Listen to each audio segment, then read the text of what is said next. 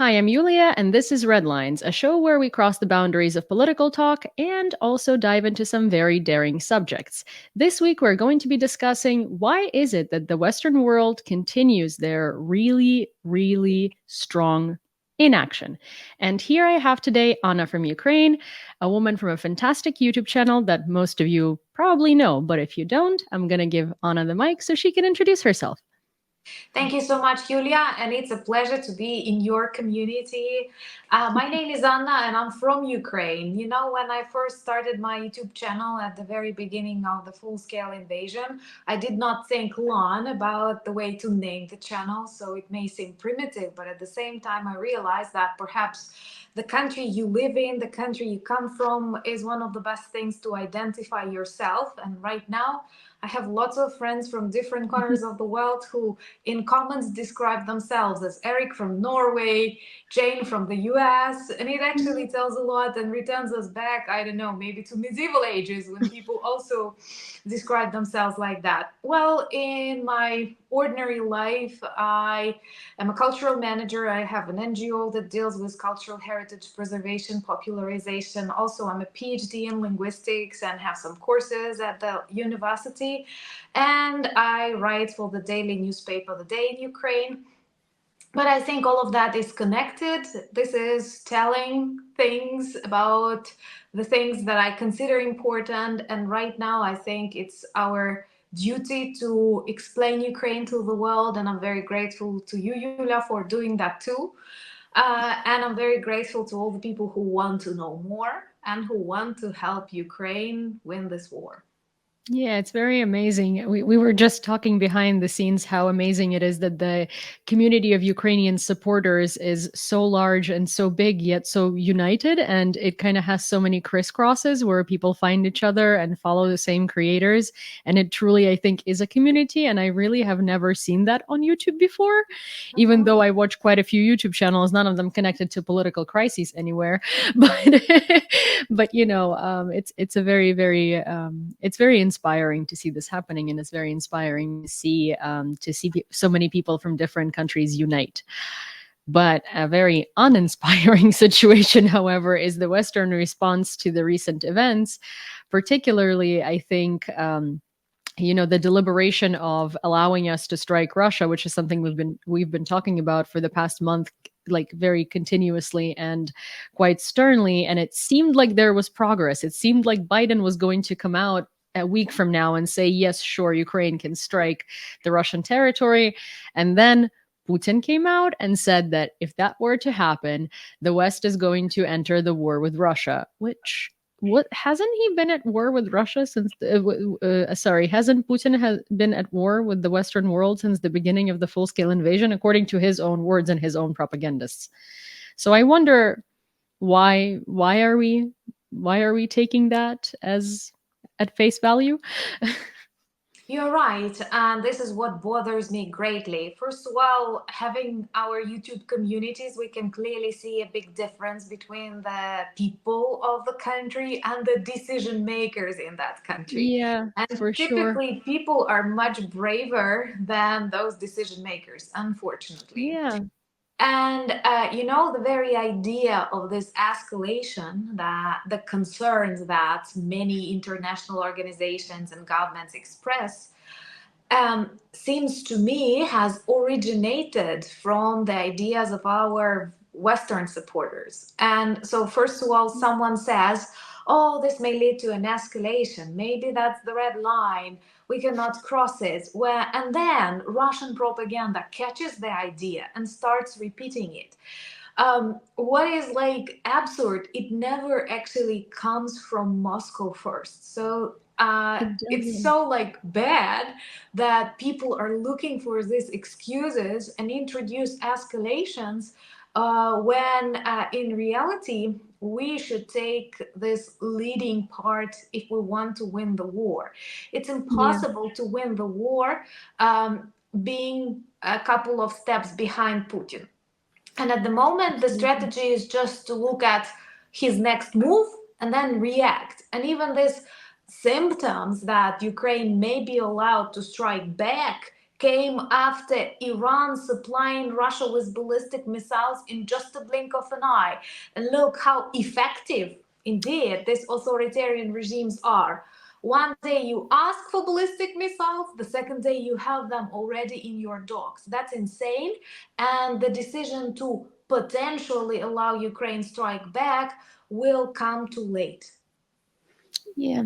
It's unfortunately, when we say too late, I think it's very so you mentioned a couple of things that I wanted to sort of also piggyback off of. One is the idea of escalation. I heard another word today that I'm as allergic to now as escalation, and it's balance. And it was balance in negotiation with Russia, where of course Ukraine needs to come out on top. However, we need to find a negotiating balance to end this war. And I was like, wow, what in the escalation is this? But it was coming from Turkey, so it's not really that uncanny. But then you're right, because I think we are losing so much time. We're losing so many lives, but we're also kind of losing opportunity and momentum. And I think, when we talk about lives and we're talking about Ukraine and Ukraine's well being, a lot of the people that don't care about Ukraine don't see this as an argument, right?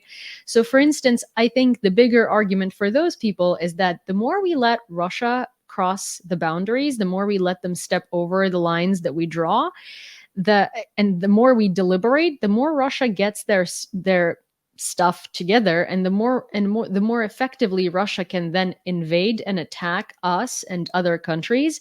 And while Russia doesn't have to be scared about the front lines in Ukraine striking, Ukraine taking back territory, they have all this time to spread their propaganda, install their leaders, sow political discourse and divide in all of these countries. So it's kind of like it's all interconnected.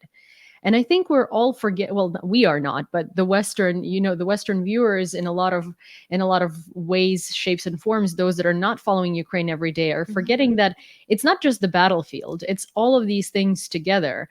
The less Russia has to worry about incursions and counteroffensives, the more time they have to dedicate to disinformation operations and disrupting your lives. Yeah, I totally agree with you. And there is one thought that I continuously repeat in my videos is that I don't mind if the world decides to stop supporting Ukraine, if the world decides to seriously defeat Russia. I hate another phrase, we're discussing these phrases that make us Mm-hmm. allergic. I hate the phrase Ukraine fatigue. And if there can be any kind of fatigue, it should be Russia fatigue. Because all of these problems, all of these difficult decisions that we have to make are Russia provoked, Russia Mm-hmm. organized. And I think it would be much easier to win this war and to return back to this new normal world, because the old one does not exist anymore, only if all of us agree that we need to defeat Russia.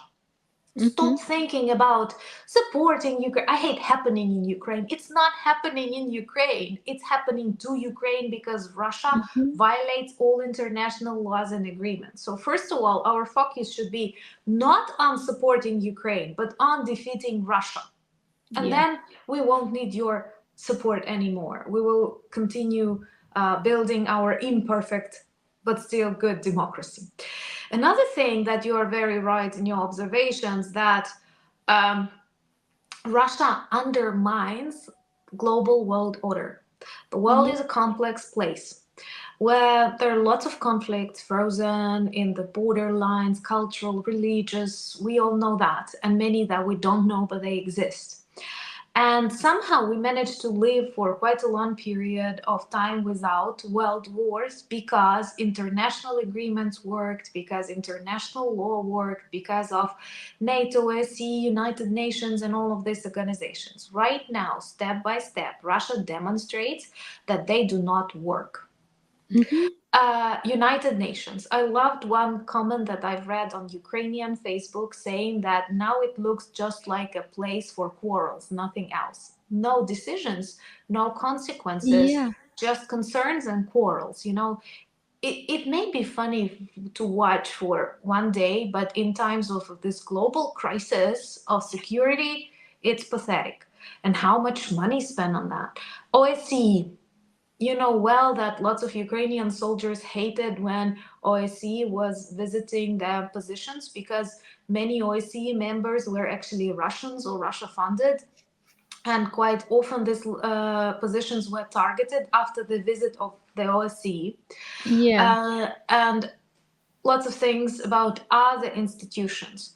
And I am very grateful for the support that NATO countries provide.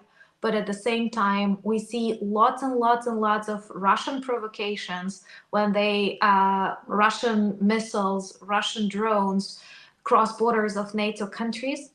And NATO countries say they do not stop these evil flying objects because they are afraid of escalation. How on earth is escalation possible when you shoot down Russian drone on a Polish territory? Yeah, or It on, even if it's on approach to Polish territory, anything that it's kind of like, I've said this on my channel before as well. It's like, if there is a bullet going towards my building, I don't care if it's going to shoot into my apartment at the end or turn around. I'm going to take it down before it has a chance to. right. It makes no sense to not do that.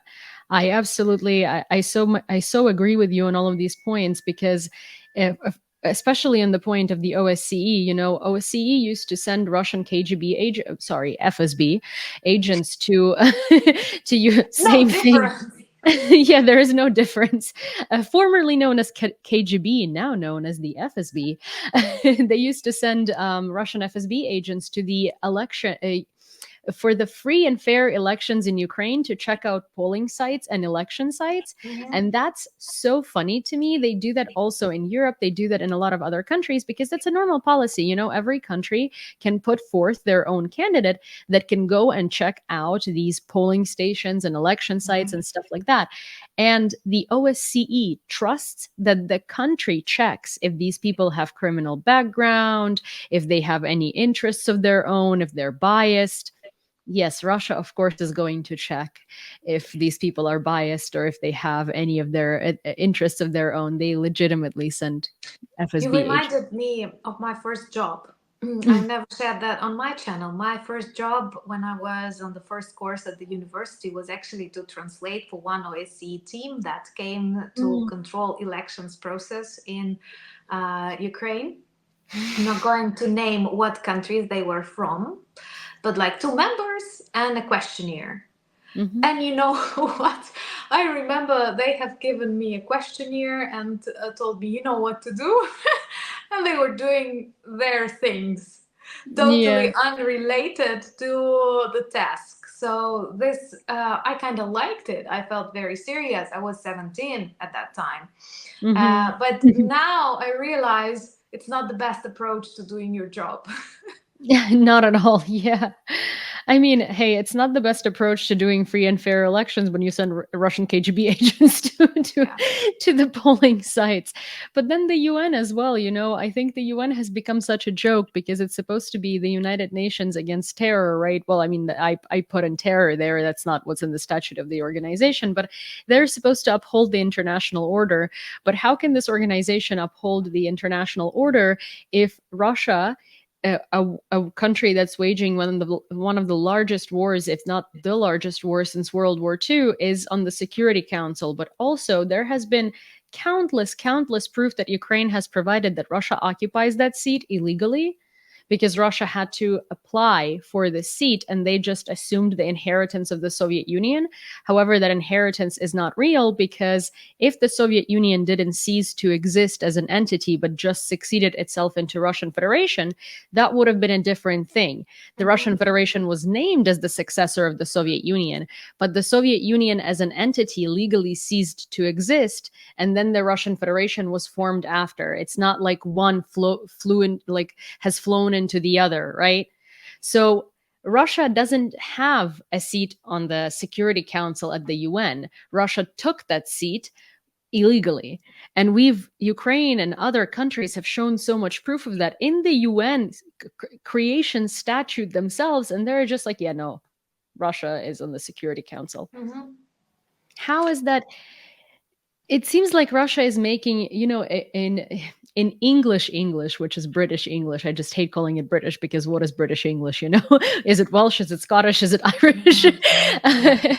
But in English, there is this saying to take a piss, and it basically means sort of to make fun of something, right? So I feel like Russia is taking a piss at the world in terms of international law, because they don't abide it, and they show the world that international law doesn't matter only when it comes to Russia.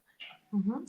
That is actually a message for those who don't care about Ukraine in particular, but have to understand that this is or will become the problems for that countries, Yeah. a problem for that countries too, because we all remember, for example, recent Putin's visit to Mongolia, which is a country that is a signature of the Rome Statute and is supposed to follow the orders of the International Criminal Court.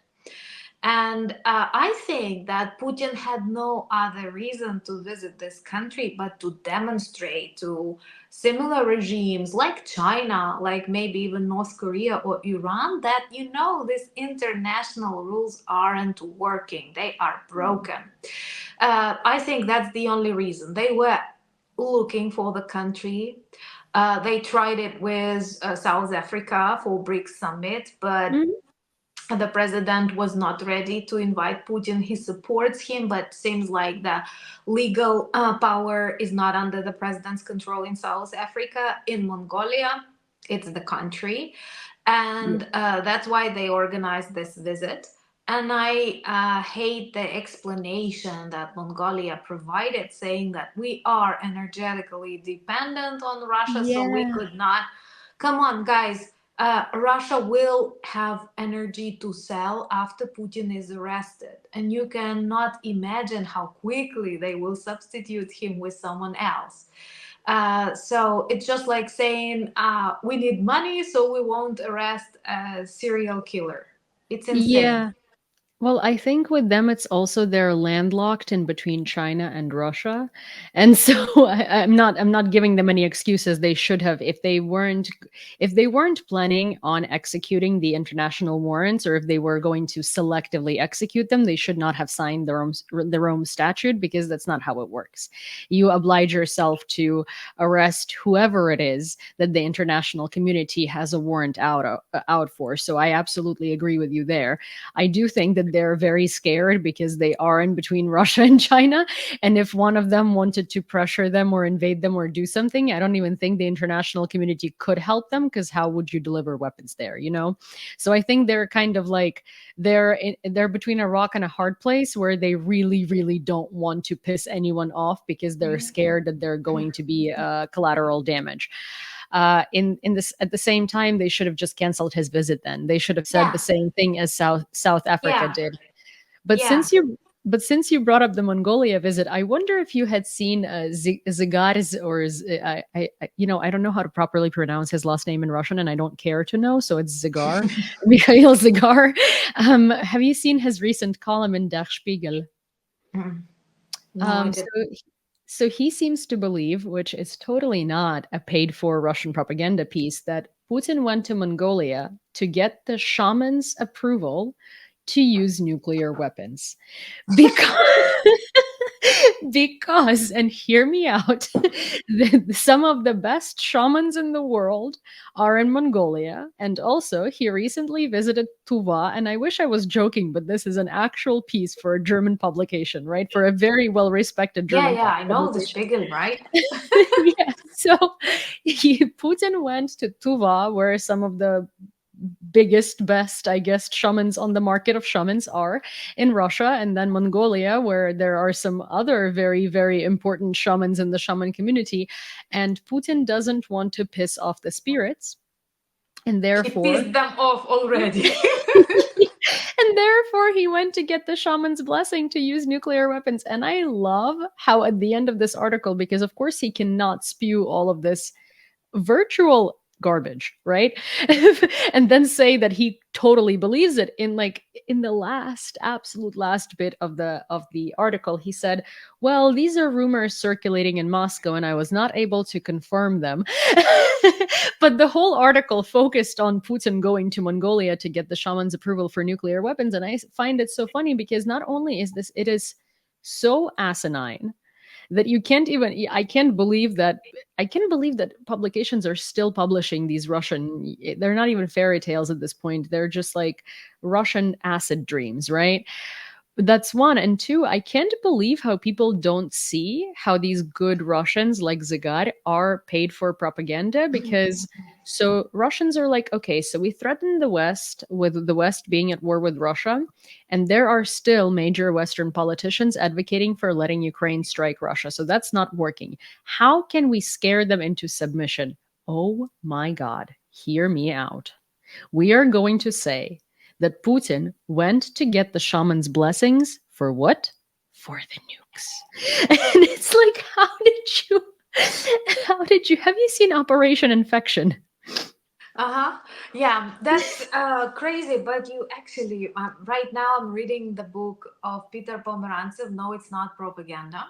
Mm-hmm. And I'm loving the style. And there he actually provides a story from one Russian journalist who worked for this troll factory in Olhino. Mm-hmm. And before the start of the invasion, I think even Mm-hmm. before 2014, but she was this civil society activist, which is a very rare kind in Russia. And when she received the invitation, she decided to go there just to see how it works. And she also wanted to collect information, to make it public.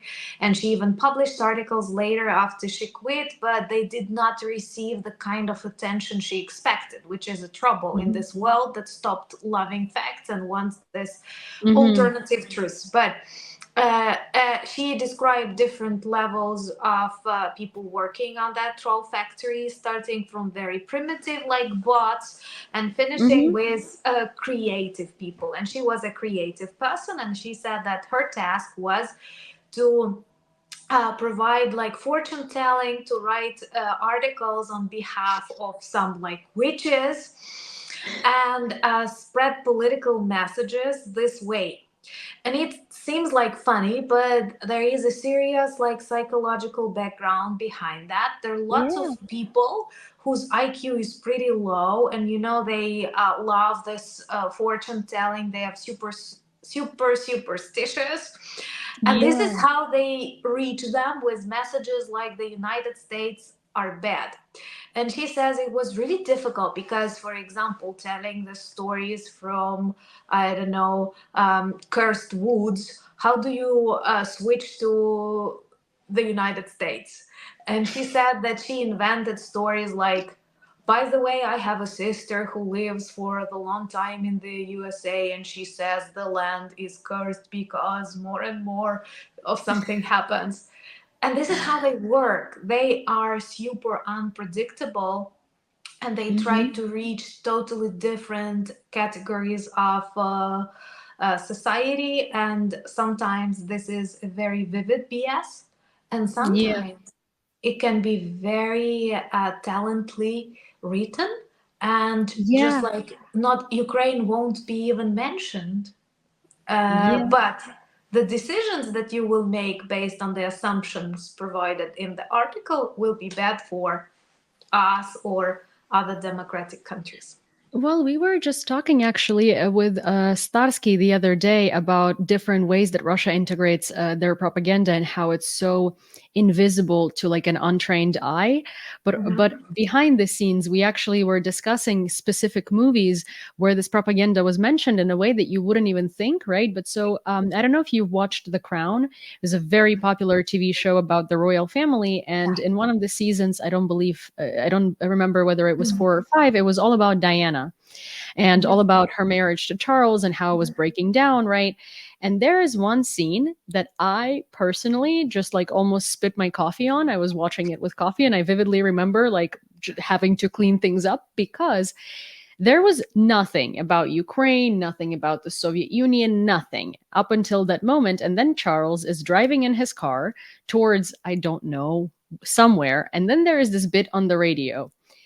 The Soviet Union continues collapsing as Ukraine turns its back on Soviet leadership. And it's a that's it.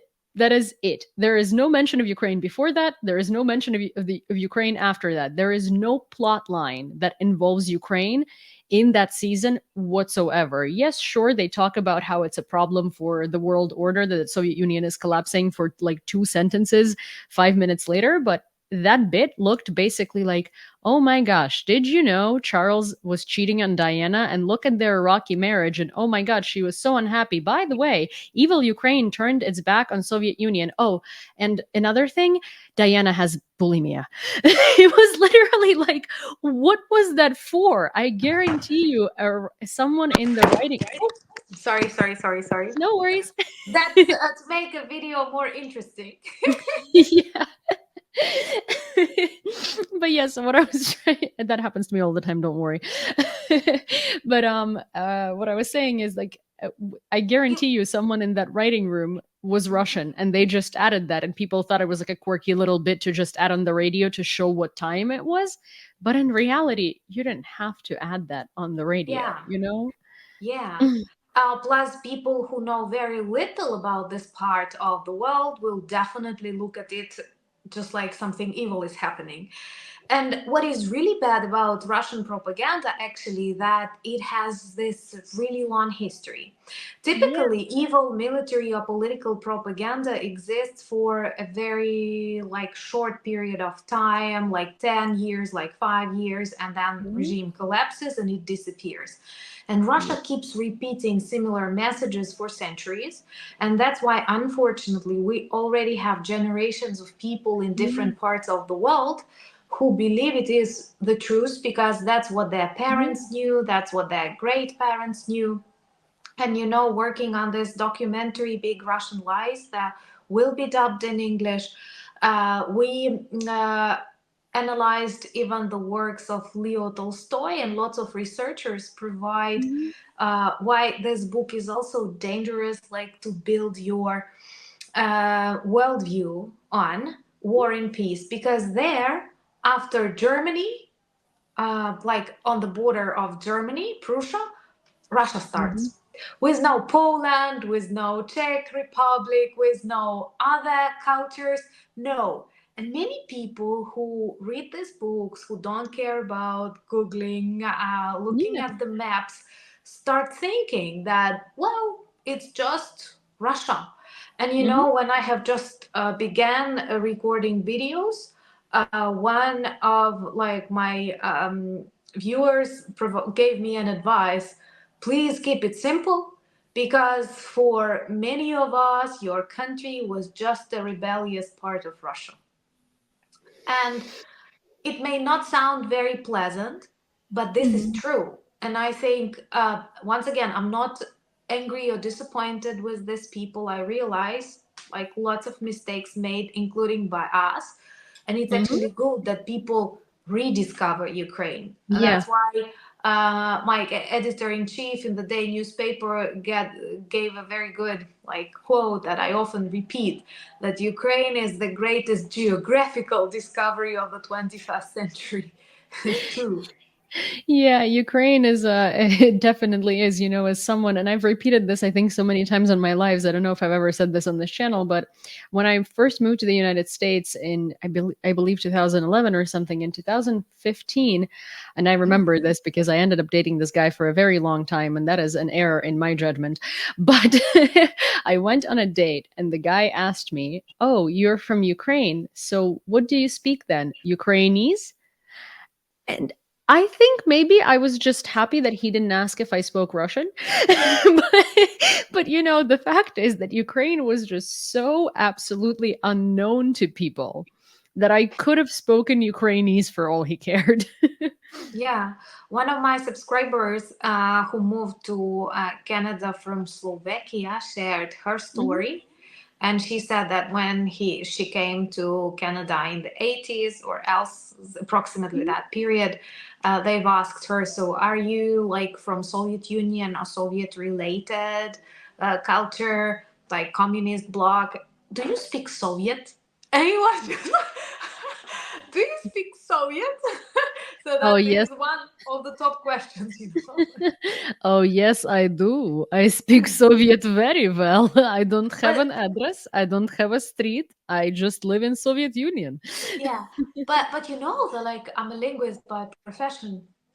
I have some researches in the, linguistics, and I started thinking about this phrase, and it actually Yeah. has something behind it. If we do not focus on the language and we focus Yeah. on this style, on this like Orwellian approach to language, then perhaps Yeah. there is definitely a way to speak Soviet. Oh, there is 100% a way to speak Soviet. It's like, when we say that the West doesn't understand Russia because Russia is like, to me personally, the Russian Empire never really collapsed. It lost some territory and renamed itself Soviet Union, then it lost some territory and renamed itself the Russian Federation. So Mhm. the Soviet tactics, the imperial tactics, they're all with modern Russia. So I feel like when we say that the West doesn't understand Russia, it's because the West doesn't speak Soviet. They don't Yeah, speak the and Soviet mentality. unfortunately, we do. Yeah, we so do. It's sort of like, I was really laughing so hard when there were so many channels popping up in the beginning of the full scale invasion, and they kind of, I mean, they've now dispersed for obvious reasons, but a former US Marines, and I don't mean people with actual experience, I mean someone who had just at some point served in the American army and understands how, like, the army, well, not the army, the military is built, what sort of chains of commands there are, how, like, the orders are being passed. And they were trying to explain this war, and they were trying to explain how there is no way that Russian military is as bad as we in Ukraine are trying to paint it, how this is just some sort of an obscene situation and they don't understand what's happening. And it was so funny to me because I was like, sir, you served in a NATO military where you had air support, where you had nice fancy hospitals, you had helicopter evac, you had people with chains of commands. Um, I would show people the TV series Soldate to explain how bad the Russian military actually is, because in Soldate, it was actually a piece of internal Russian propaganda that was supposed to make people want to serve in the Russian military. So Soldate actually paints a better picture of the Russian military than it actually was. And I was finding it so funny that these guys from the United States with the experience in American military were trying to explain to Americans how the Russian military works, because I was like, you don't speak Russian So military. yeah, Yeah. yeah. Uh, Unfortunately, please hear us, people. There are some things that you can know only after experiencing them. Yeah. Some things are unexplainable, starting from what life in post Soviet Ukraine was, for example, and finishing with Russian attitude towards Ukraine. You know, Yeah. when they speak about one of these common narratives that Russia brought to many Western media is that this war was provoked by evil United States and so on. Uh, we know there are more than 300 years of wars between the Russian Empire and Ukraine. For example, my grandmother comes from a very beautiful Ukrainian city, Baturin, which was a Mhm. capital of Oh. Hetman Mazepa. And I remember visiting it once before the start of the full scale invasion. And Baturin has a museum where they have collected lots of evidence of another Russian war crime that took place in Baturin in 1708 or 1709. When the army of Tsar Peter, I'm not going to say the Great because he's not great at all, Oh my burnt god. Baturin, killing women and children who were there because Cossacks were in a different place, returning back from a fight. And this is similar to what Russians did in Bucha or Mariupol. And it Yeah. happened 300 years ago, when you know Yeah. really well the United States were still shaping, and they were too Yeah. busy to interfere into Ukrainian internal politics. So that's absurd. And so many people keep repeating this, even to us, like we are Mm. stupid and we don't know it. We know our history. We have like victims of Russia in every family at a particular generation. Our grandparents were hiding food, and in Ukraine, you still never throw away bread. Yeah. Uh, we don't do it. We feed it to pigeons, to Yeah. sparrows, or whatever, but we don't throw it. Why? Not because we love bread that much or we are so good, but because of that trauma that we inherited. We don't ask questions. We were brought up that way. Yeah, I actually only found out that it's completely normal to throw out moldy bread or bread in general only when I moved to the United States, and my boyfriend at the time went to throw out some stuff in my fridge and the pantry that spoiled, and he went to throw out bread, and I was like, "What are you doing?" And he was like, "What do you mean? What am I doing? It's moldy bread. I'm throwing it out." And I'm like, "You are not allowed to throw out bread. You have to put it on my windowsill outside of my window, and pigeons are gonna eat it." You should have seen his face when I said that. He was like, pigeon, you want pigeons on your windowsill. Yeah. I was like, well, I don't want them there, but they need to eat the bread because the bread can't go into the trash. but, Yeah, I but have a similar story, which is actually beautiful and demonstrates support and understanding from the American people. Once we mm, had a Peace Corps volunteer. mhm, She came from the US, and she had this training in Chernihiv where they learned the mhm, language and so on. And she lived in a Ukrainian family. And she later shared the story at the university. She was a vegetarian, and she said mhm. that this family kept giving me sandwiches, with some meat also, because they felt like, oh, you should eat meat, how can you, and so on. And later she also learned that you cannot throw away bread. They did not do it in the Yeah. family, and she knew because of Holodomor, because of this Mhm. trauma of famine and so on. And she said, like, when they would give me the sandwich, I cannot eat it and I cannot throw it, so I Mhm. threw away meat to some dogs or else, and I had to eat the bread myself. But that's so sweet because it's like the understanding of someone's culture.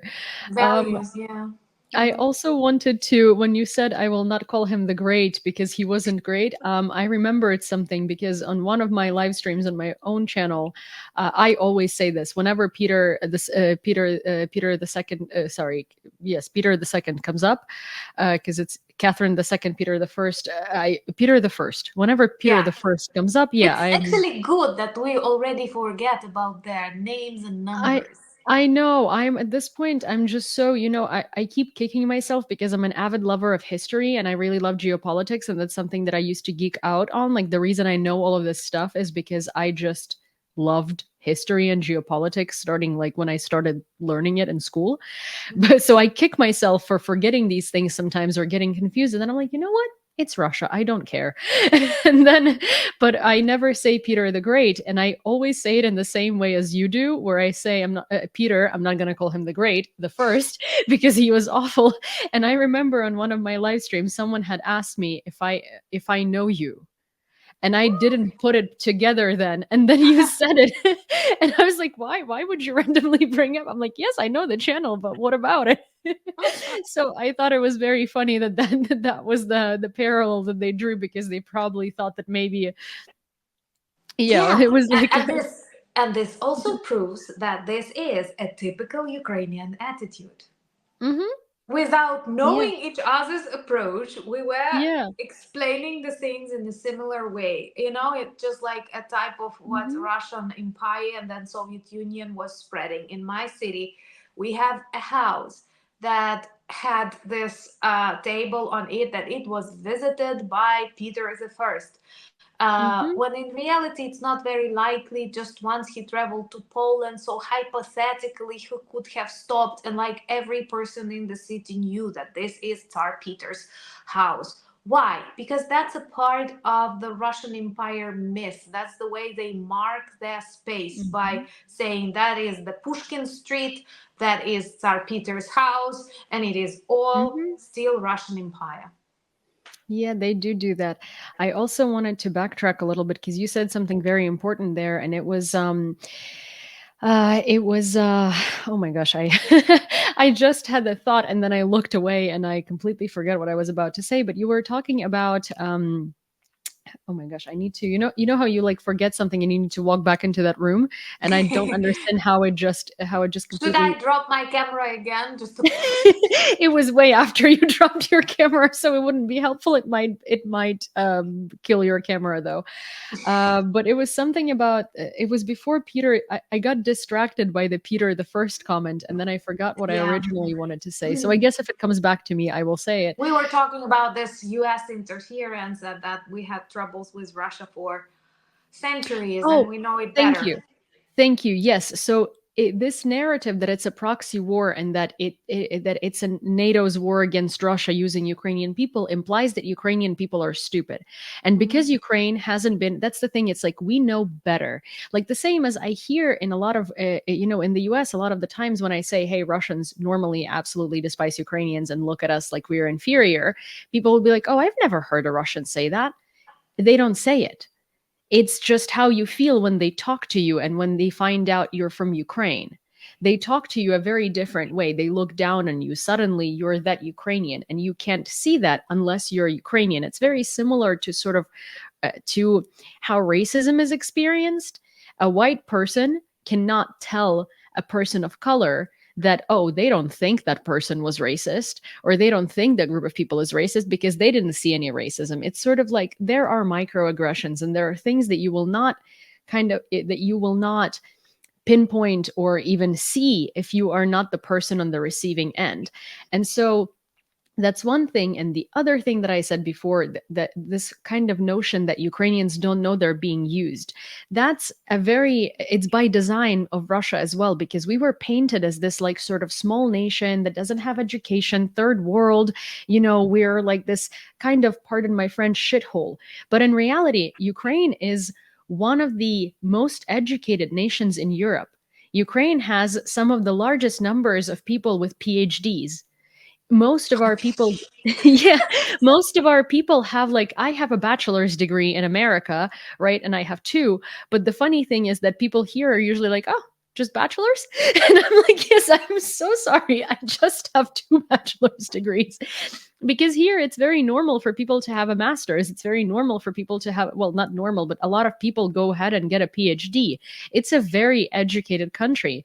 And someone coming from Ukraine going into an American college, I was honestly surprised at how lax and how lacking the first 2 years of my education were, because we were learning things that I had already learned in seventh grade.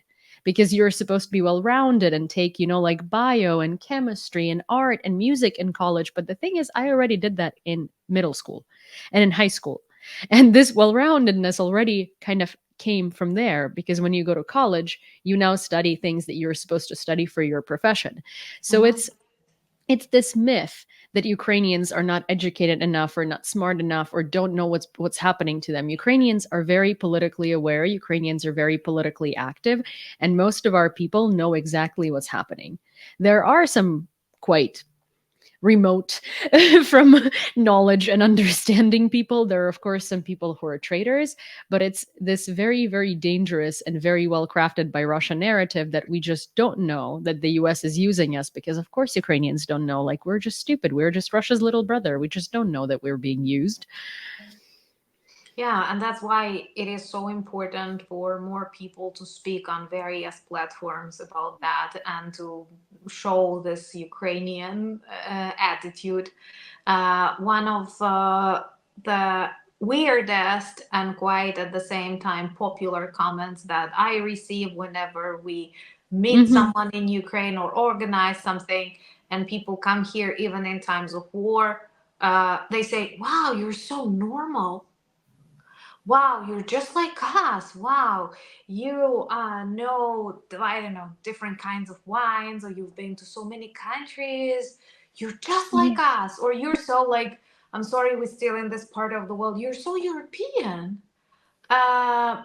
and of course, it may sound offensive, but I've got used to that. And I realize that people do not intend to offend you, and they are actually changing their attitude. So that's a beautiful moment.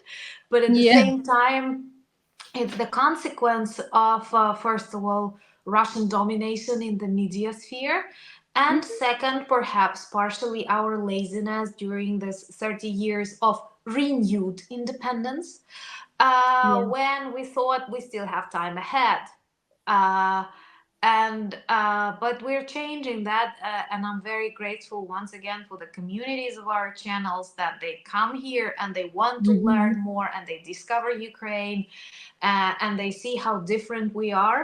And personally, I think, speaking in this like geographical terms, there is a huge this geographical tectonic divide between Ukraine and the rest of like Western, or let's not Mm. repeat Russian propaganda, I mean democracy, freedom loving nations, and Mhm. this very Eastern, very authoritarian Yeah. nations.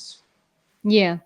For sure, there is a huge divide, and it's also, well, Russia painted us as a very kind of like backwards, very, very dictatorial. That's where the propaganda from like, oh, Ukraine is so corrupt, Ukraine is so this, Ukraine is so that, because they want to paint us as an authoritarian regime. But in reality, most of the post-Soviet satellite spaces are a lot more corrupt than Ukraine is, a lot more corrupt. And And one thing that we have that they don't seem to have is that the way you get out of corruption is when the people in the country are not okay with it. In a lot of post-Soviet satellite countries, people want the corruption to keep happening because it's easier to live that way. You kind of make a couple of $1,000s, then you go and pay off someone and bribe them, and they put you in a position of better power somewhere, and that's how you kind of go about your life. You do something wrong, you pay them off, you avoid the law, and you keep making money, and the money goes to you, and you don't care to pay taxes, you don't care for the money to go into your country because you don't care if your kids have a park to play in. You're going to build a park in your mansion. But in Ukraine, people are not having it. People don't have this selfish mentality. We have a lot more people who have collective mentality in terms of like, a collective wellness mentality, where people want the parks to be built, where they want the roads to be good, where they want the roads to be lit, where they want their kids to be able to ride a bike at 10 p.m. and not be scared. And that's why we sort of like, when we see corruption, see something, say something. In other countries, see something, now you know how it's done. right, that is a very correct observation, and I often try to like persuade people that one of the best things that will definitely help Ukraine deal with corruption that is present in every country of the world, Mhm. including the European Union or the US, that we have a very active civil society. You've seen that during the Orange Revolution, the Revolution of Dignity, and people care Mhm. about the streets, the schools, and another argument, I don't remember who told me about it, but that was definitely a person from outside Ukraine. And he said, whenever I come to Ukraine, I open a newspaper and I read about different corruption cases. That one is prosecuted, that one, a trial on someone, that one is fired. And you But never that's find something. good Yes, that's actually because we, good. And yeah, we that are, is yeah, what proves that the country fights corruption, something you will never read in Belarus or Russian yeah. newspapers. And this is a healthy process. And Hmm. many actually corruption mechanisms were brought with this communist society, and we are Yeah, fighting that. And Ukrainian yeah. society protests against that. So, is corruption present? Yes, but it's also Hmm. present in Germany and in France. Are we fighting against this? Yes, just as they do in France and in Germany. Give us some more tools, teach Hmm. more of our civil society activists, provide more training programs. People love it in Ukraine, Hmm. but we are on this healthy way. And in Russia style societies, no, they enjoy it.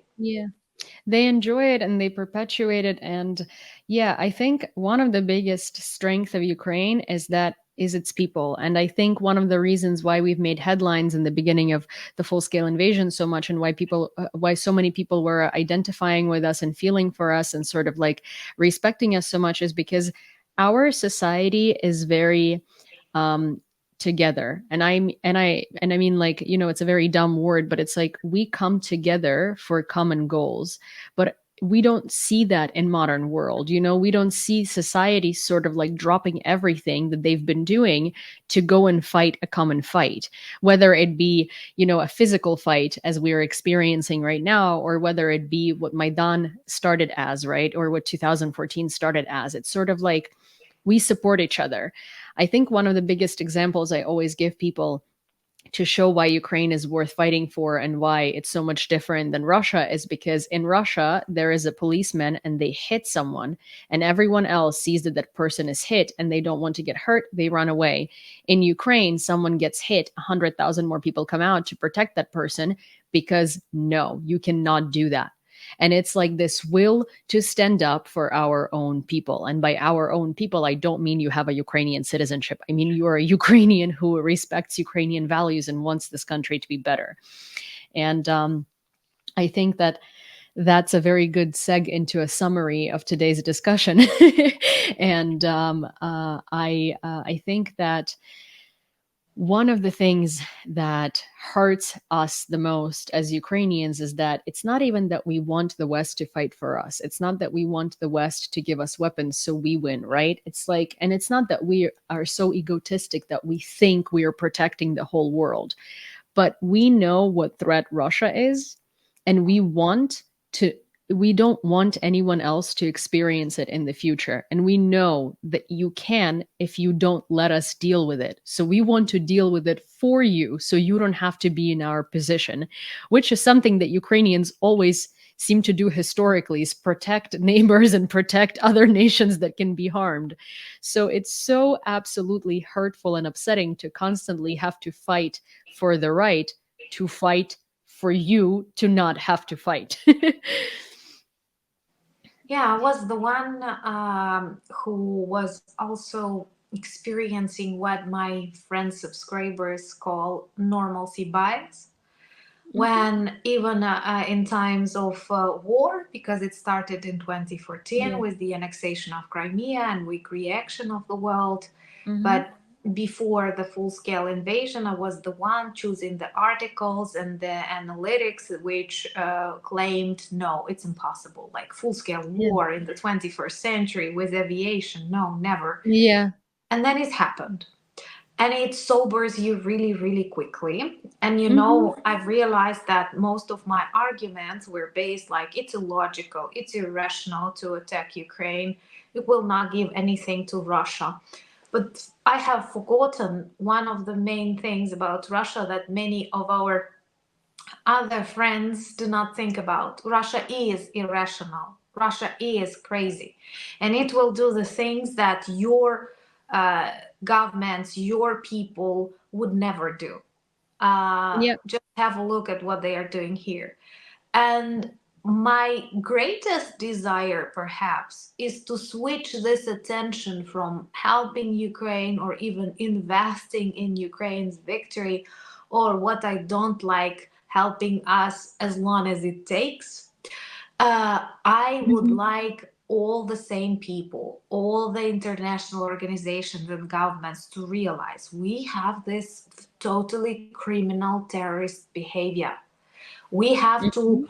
punish it. We have to defeat Russia. We have to imprison Putin.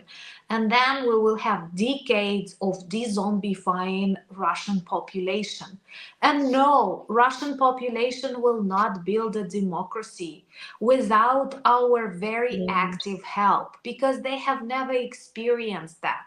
Because there is something inherently wrong with this land, as for centuries they produced dictators and tyrants. Yeah. But stop thinking that Putin is a leader with whom we can speak. It's just like talking to a serial killer who promised he will stop, and you say, okay, let's not imprison him because this can lead to escalation. He will start killing people in a prison. It doesn't work like that. Having seen war crimes in Mariupol, in Bucha, in Irpin, the destruction of Kakhovka Dam, hijacking of Zaporizhia nuclear power plant, recent strike on Ukrainian Children's Cancer Hospital. After Mhm. all that, can you sign any agreements, give any new territories, or believe something Yeah. they will promise? No, just Yeah. trust us. We are Ukrainians, and we know that personally and from the history of our land. I think it's Putin is the product of Russia, not the other way around. Russia is not the product of Putin. And I guess the best conclusion out of this is that if you don't want to help Ukraine, don't, but help defeat Russia, because Ukraine is not a threat to you. Russia, however, is. And tanks don't have to be rolling through your cities for Russia to have invaded you. Mm-hmm. We see Well that said. with Trump. We see that with Orban. We see that with a lot of other scenarios. Don't let it happen to your country. Thank you, Anna, for joining me today. And thank you so much for this amazing conversation. I honestly thoroughly enjoyed it. And I really hope that you will come back and we'll have some more conversations in the future. So am I. Thank you so much. It was very nice to talk to you and to all the beautiful people who watch and support us. Thank you so much. Don't forget to sign up to Anna's channel if you don't follow her yet. It's going to be in the description of this video. And I hope that we'll see her again. And I'm sure you will hope that we'll see her again. So see you Thank you. next time, Anna, and thank you. Thank you. Anyways, if you like this segment, please do all of the things I've asked you to do before that. And also, don't forget to subscribe to The Gaze and UATV English. And I will see you next time.